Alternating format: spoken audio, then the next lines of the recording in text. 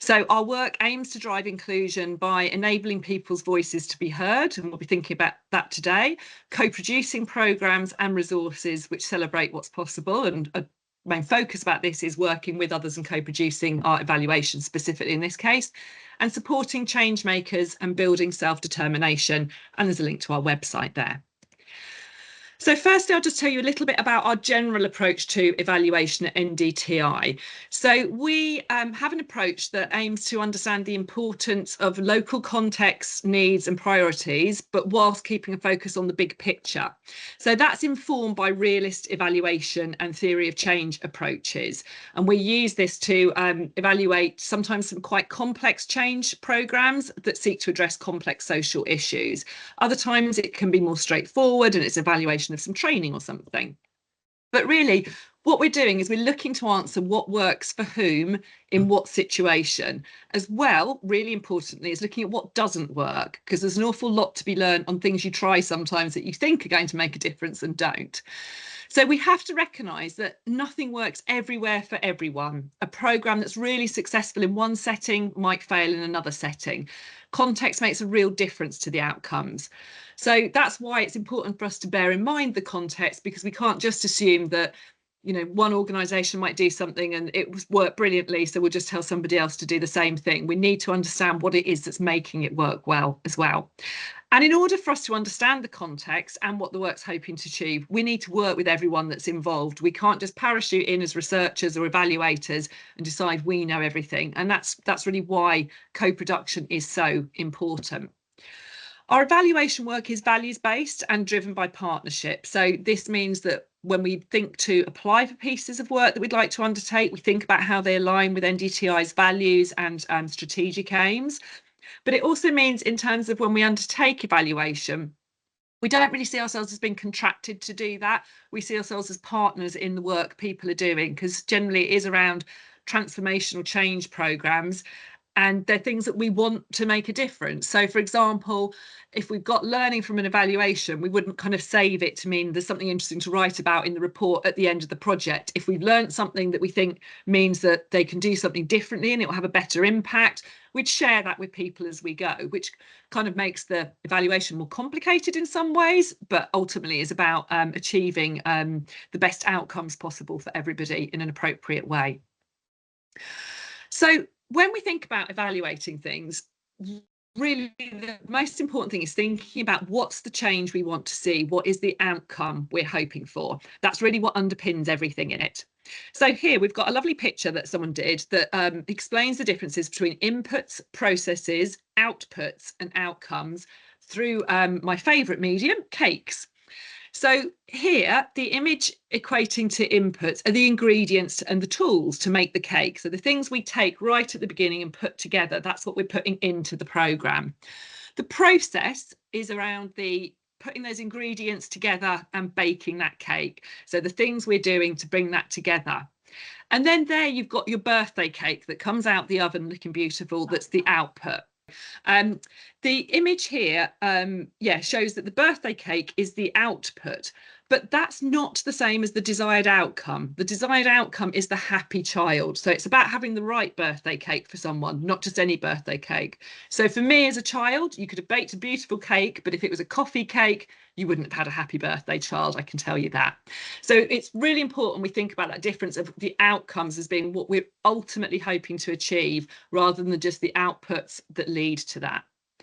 So once we've agreed the outcomes, what we start to think about is how are we going to know if we're achieving those?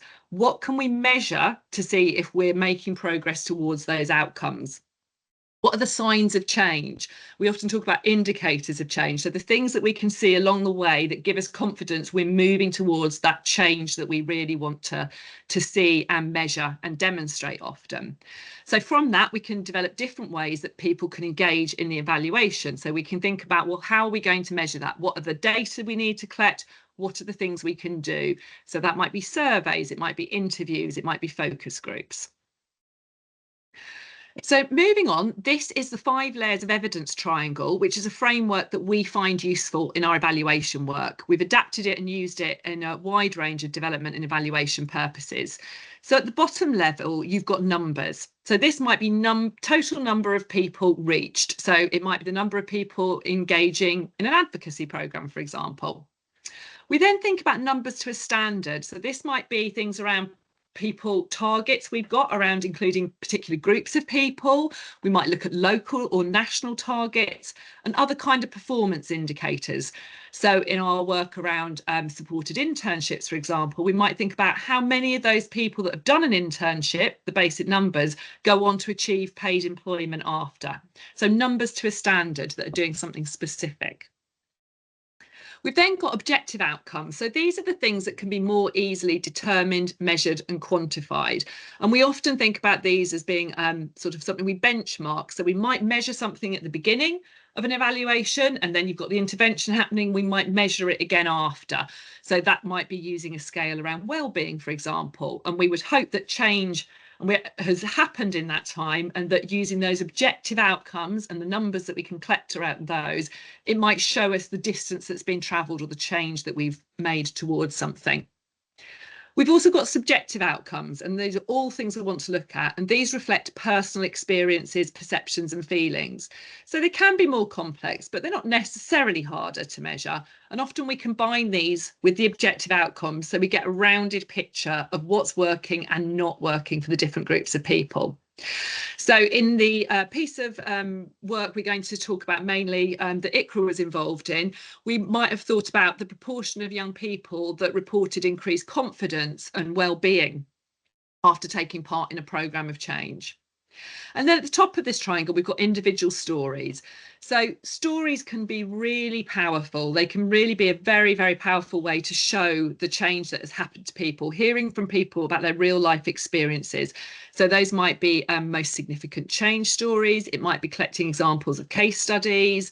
It's also possible to develop costed case studies. And again, the project we're talking about has got a paper like that, where we've taken somebody's story and aspects of their journey over time. We've been able to quantify some of the costs involved with that and show how those costs have changed, hopefully usually by reducing it or at least getting better outcomes for the same amount of money due to a result of a programme. So there's lots of different ways in which stories and narratives can be used. And it's really important because that's where we get the voice of the people that it's about. So today, ICRA and myself are going to talk about the value of having peer evaluators involved in looking at impact work of a programme. And we're going to do this by talking about a particular project that ICRA was involved in. So I'm going to hand you over for ICRA just to introduce that so you've got an idea of the context for it. Hi, can you hear me? Can hear you, yes, ICRA, thank you, Yeah, really okay. clear. Hi, I'm going to be speaking to you about the NDTi Time to Talk, how it started and what happened. Time to Talk started in COVID 2020, where it was a pilot for 6 months, and with helping people in COVID time because everyone knows for young people COVID was so hard, and from there it was so stressful. And then they got 3 more years of funding that ended in 2024, and from it was called Time to Talk Next Steps, which was involved like for people who get one-to-one and a peer support group, and it was co-produced to deliver training and also to become as in the first year we could see like research and evaluation wasn't being taken.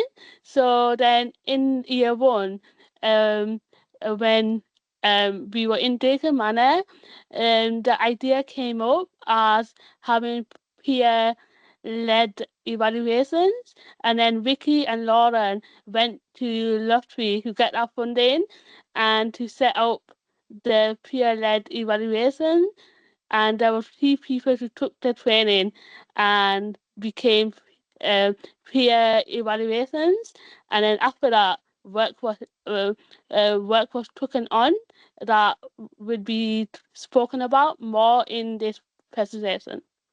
Oh, brilliant. Thank you, Ikra. Yeah, so as Ikra said, Time to Talk Next Steps followed on from Time to Talk, which Ikra took part in, and then she became very central to delivering the work of Time to Talk Next Steps with the peer research groups and all sorts of things. It's a really interesting project. There's loads of outputs to read about it. And as Ikra said, she went on to become one of the peer evaluators. So I'm just going to take you back a little bit and tell you how that came about.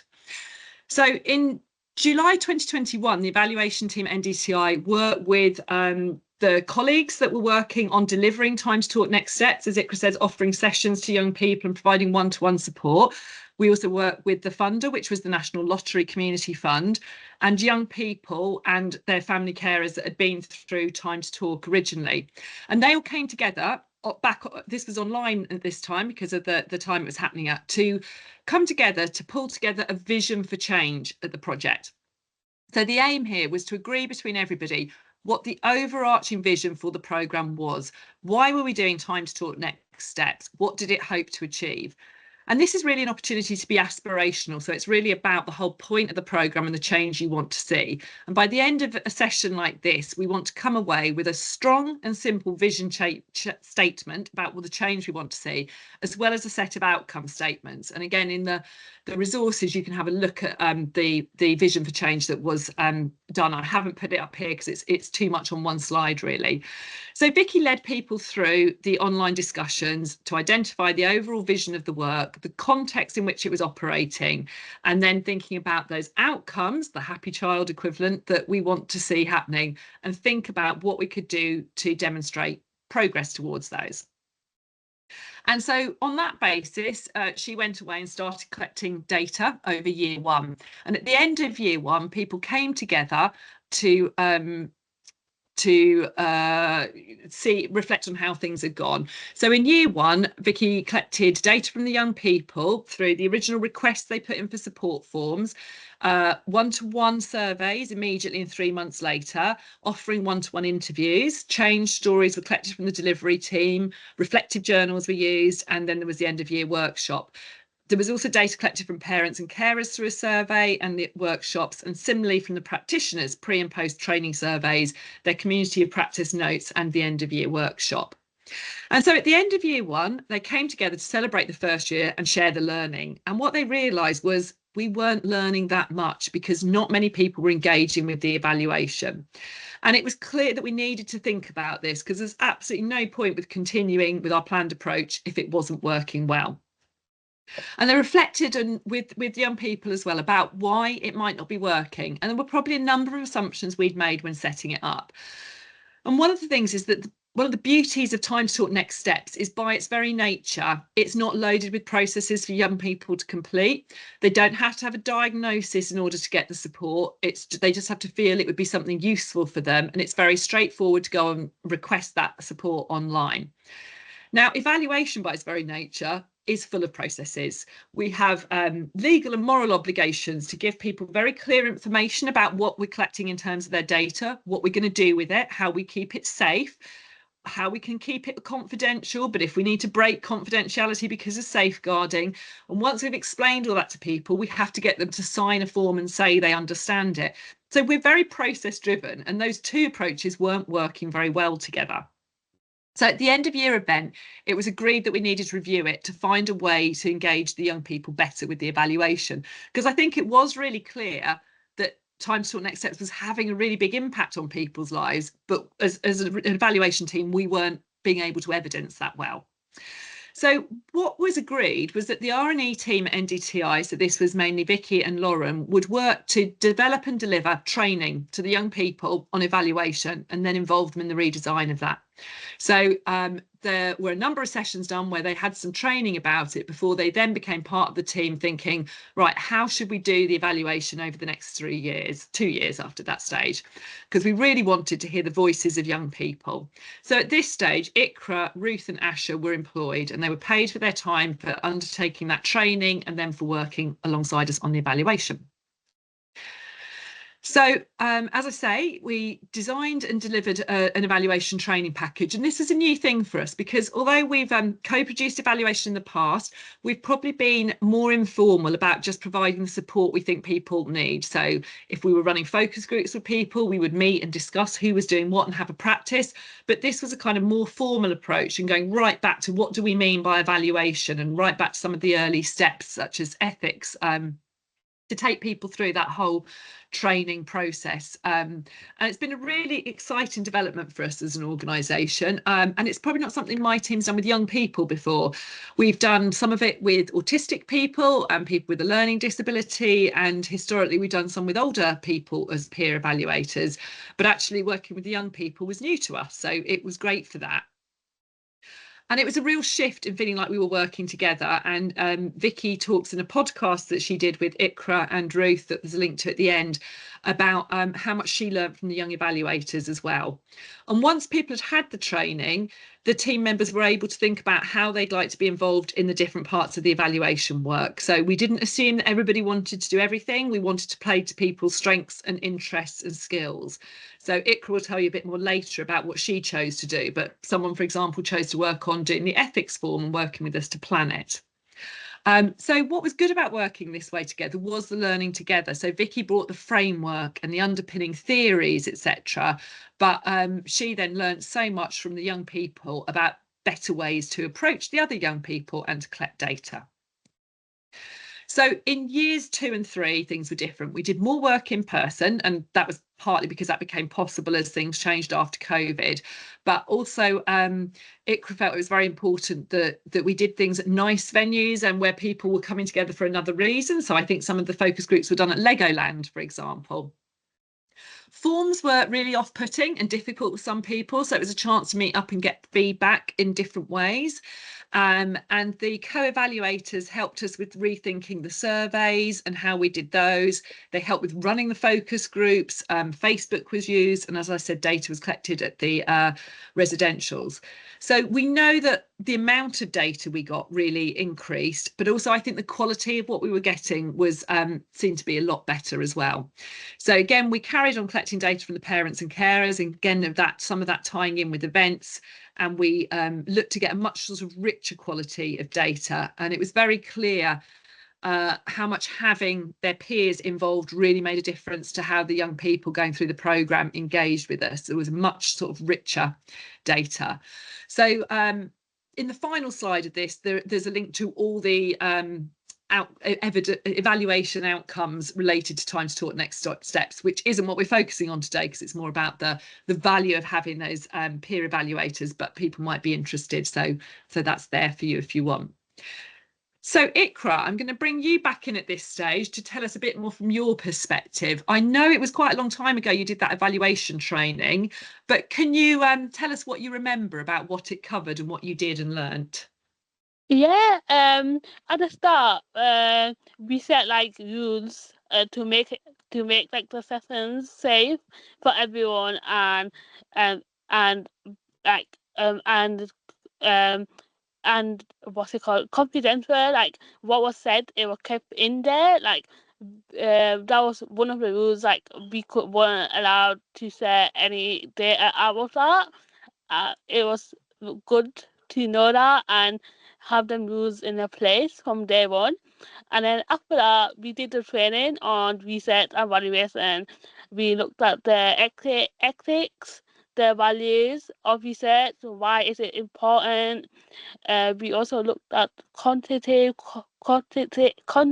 and like in both of the data, and we also looked at different research that was done. For example, we looked at the COVID study and other studies, and then brought them back into our work. How we can use similar studies to collect our data for what we are doing the research for. Great memory, well done, Ikra. Thank you for that. And what was good about the training? What did you find worked well, and what did you enjoy about it? I think it was interesting to learn about research and evaluation, as as this wasn't done before, and so there was a lot like we learned like how data was taken and how important it is for organizations to do research.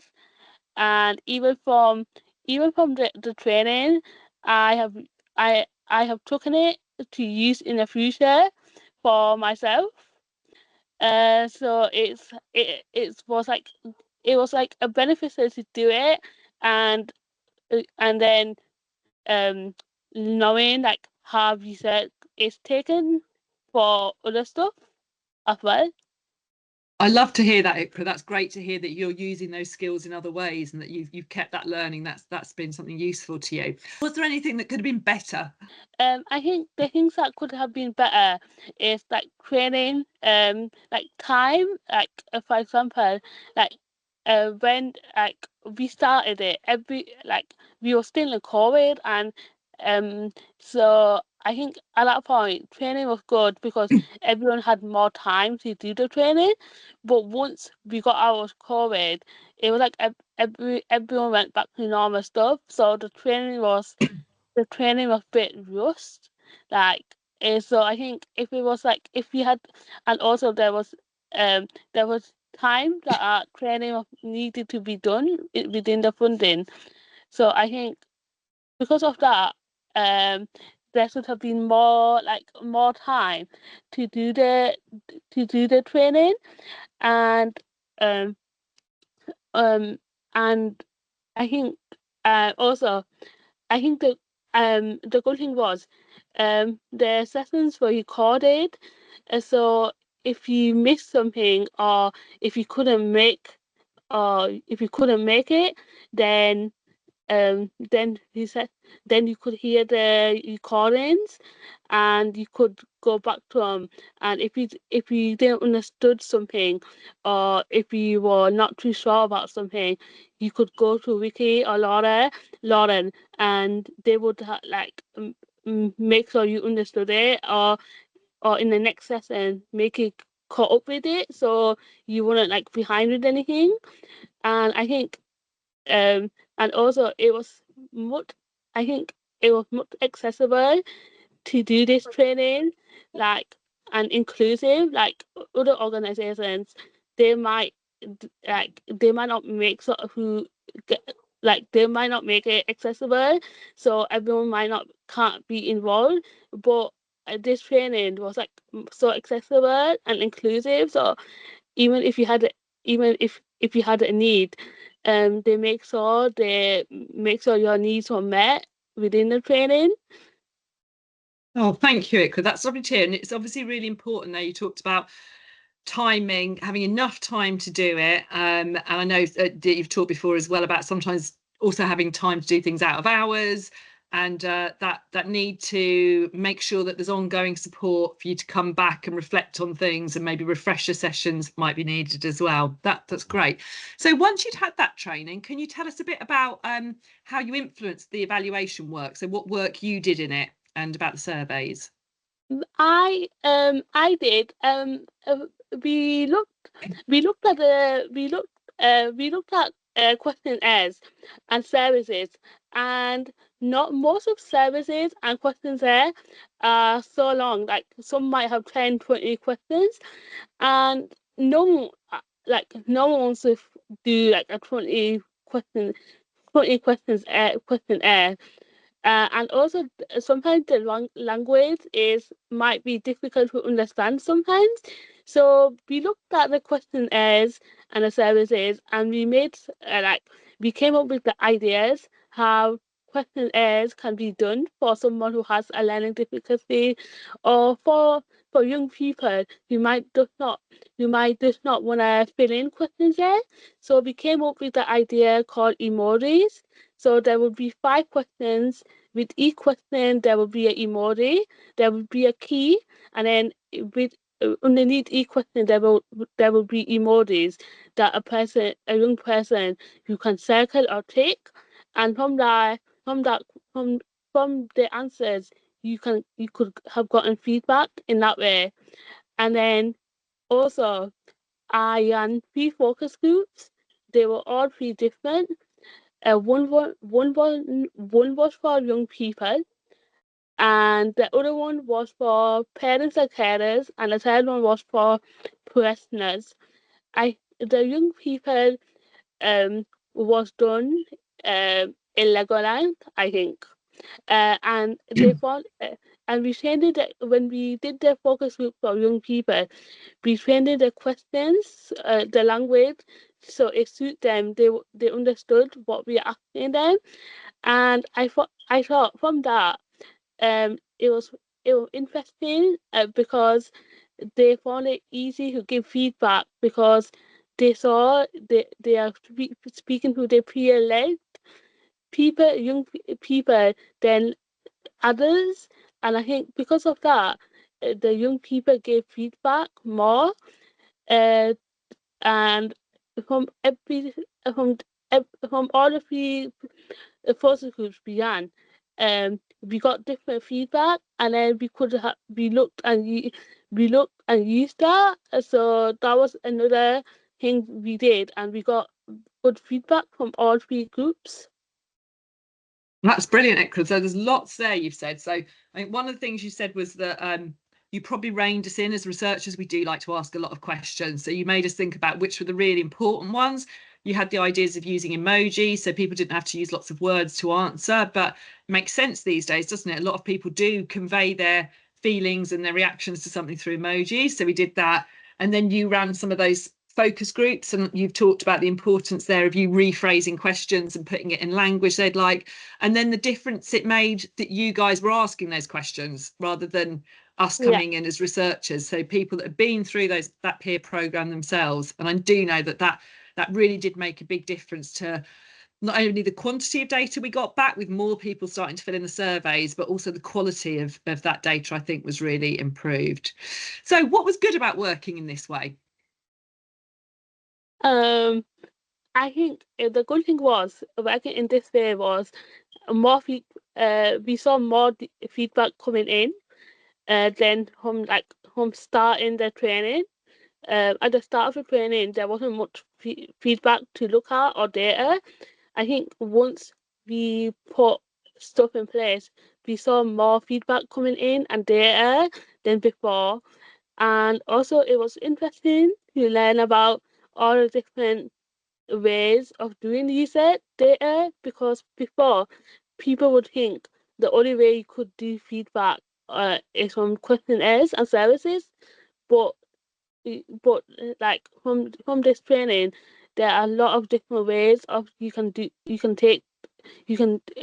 data, not only from questionnaires. Brilliant, thank you. And finally, you did talk already about sort of time being a bit of an issue, but any challenges that you faced when working in this way? I think at the start, like it was just like I thought it's research and evaluation is just going to be with numbers and statistics, and I thought it's not for me. But then from when the training started and we got like a bit through the training, it got interesting, and I was like, this is like something like interesting and useful to learn. And I think if like every organization, like when they like taking he said an evaluation, should have different ways of doing it. That's what I learned from this training. And because every other because it's just like um organizations, they only give you a questionnaire, and sometimes like looking at questionnaire is boring. Like you don't, when you see 30 questions, it puts you off. So I thought, yeah, so that was like one interesting thing to learn about this training. There are a lot of different ways of research can be done. So Great. I love yeah. to hear that you thought it wasn't for you at first, but actually you grew to love it. I really like that. So thank you, Ikra. That's brilliant. And now I'm going to move on to the next slide, which is your top tips for co-producing evaluation. So anything you'd like to say to this? The top tip one is be flexible. Um, flexible, like that means like meeting everyone's times and needs. It's like sometimes like you can only work from 9 to 5, but that's not really possible. It can be because of like accessibility needs or medical needs. Someone might want to do the training in the evening. So it's best to be flexible when you're doing something like this. Next top tip is no question is silly, because um because the whole group might not have thought of a question you might thought of, and you might think it's a silly question, but no question is silly to say. And also the third top tip is it's like getting the slides and recordings, so because I think that's important. That can be one top tip, because some people might prefer having slides in advance, and also recordings are important, because sometimes like your focus might go after like an hour or half, and then if you have the recordings, you can go back up many times in your own time to see what you have missed and then catch up with it. Yeah, brilliant, thank you. So there's a lot there you said, but definitely funding and time, which are issues I think that come up for all of us in lots of ways, are really important to make sure we're properly co-producing something, because we need enough time to, like you say, be able to go back over sessions, make sure people have taken it in, send things in advance, and also the funding to pay you for your time to take part. And you talked there about flexibility. And I think that one of the things, my colleague did was she really had to rethink the whole approach and be willing to do things very differently to how we'd originally planned it. And we should emphasise here that we were only able to have that flexibility due to the funding that we had, and the flexibility of the funder to allow us to kind of go back to the drawing board at that stage, which I think was, a brave decision. And that confidence in working together. And I know Vicky speaks in the podcast about sharing the power with the co-researchers and doing things in a different way. So that's lovely to hear. And I like your last point about that we've got to create a kind of trusting environment where people feel they can ask any questions they want, and that we will answer those as best we can and look to do that. So thank you.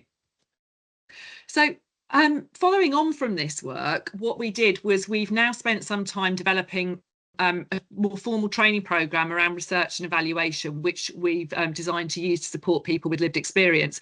And one of the things that came through so strongly from Vicky was how much she'd learned through delivering the training to the young people and then working with them to redesign the evaluation. People need to be open to learning from each other, and that's why we've called our training package Learning Together. So we know the training's important because people need appropriate support and training to use their lived experience in an optimum way. Because although we hugely value people's lived experience, if they're working as co-evaluators, that's not the only thing they're bringing to the table, as it were. They've got that lived experience and as Ikra said, the idea about how to ask the questions in a better way and the way people might want to answer the questions. But they do also need to learn about data protection and about ethics and sides of it. So it's not fair to expect people to be able to pick up that role because they've got a previous experience or they have a learning disability or they're autistic. That doesn't necessarily give them the skills as it is. And we've got that responsibility to properly support people in what they do. And they're only going to be sort of genuinely involved in taking part in that evaluation and steering it if they've got the understanding they need behind it. And we've got a couple of quotes here from very early work we did around it. The trainer, got more time to understand us and see where our strengths and weaknesses are, and she would help with that. We probably work quite differently to most people. I really enjoyed it. The training got better as it went on. So as a minimum, this training includes an introduction to research or evaluation, and it covers, as it talked about, staying safe and being ethical, introduction to qualitative data, as well as the number stuff, the quantitative side of it, and then reflecting on what you do with it, the analysis side, so making sense of all the data you've collected and thinking about what it means, and then through to the end where you want to share, tell people what you found. So the training's been designed to be delivered in kind of 2-hour sessions over a period of weeks, or it could be over months and months if it's across the lifespan of a research project. It's really important we do things in a timely way. There's no point teaching people about doing analysis before they've even gone and collected any data, because they're not going to remember about that by the time they get round to reflecting on the data. So it's very much, the training is very flexible and aimed at being built alongside someone's timetable. There is the option of doing it as a more intensive course if people just want a proper introduction to research, but generally we think it is best for people to do it staged alongside research or evaluation that they're taking part in. And the training can be delivered online or in person. So here it's a snapshot from our webpage where you can find out more about the training options. So we start with the foundations of getting to know you, what is evaluation, being an ethical evaluator, and then there's an optional who are you as an evaluator course. Before we move on to the main course, and there's various dishes to choose from there: interviews, focus groups, surveys, case studies, etc., change stories, using social media and creative methods. So people can think about which of these might be of interest to them to learn about, or which they think they might want to use. And then we've got the afters, where we think about making sense of what all the words mean and making sense of what all the numbers mean and what does that mean, and then finishing with sharing what we have found out. So here are some quotes from people that have taken part in the training so far. Having the chance to learn, talk and do evaluation has been great. I've learned a lot and I'm using it in other work I'm doing. It definitely gave me more confidence to do it. It was interesting. I learned a lot. So we hope that today's presentation has just helped to illustrate the added value that working with people with lived experience when you're looking at impact and evaluation work that they can bring. We are absolutely sure that the evaluation of Time to Talk Next Steps wouldn't have been as effective in showing the impact the programme was making without the input of ICRA and the other young evaluators.